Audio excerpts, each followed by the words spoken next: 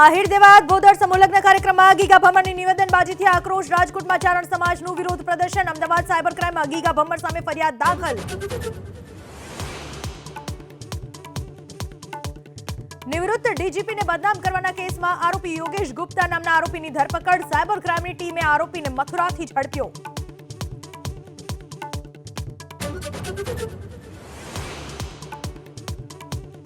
અમદાવાદમાં વૃદ્ધ સાથે પ્રેન્ક કરવાને લઈ મંગેશ પ્રજાપતિ નામની યુટ્યુબ ચેનલ ચલાવનાર સામે ફરિયાદ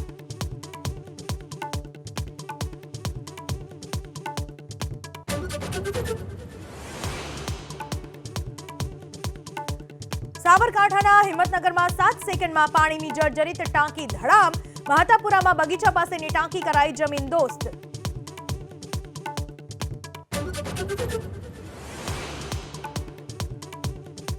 ચૂંટણી પહેલા કોંગ્રેસને વધુ એક મોટો ઝટકો નક્કી મધ્યપ્રદેશના પૂર્વ મુખ્યમંત્રી કમલનાથ પુત્ર નકુલનાથ સાથે જોડાઈ શકે ભાજપમાં 10 થી 12 ધારાસભ્ય સંપર્કમાં હોવાનો સૂત્રોનો દાવો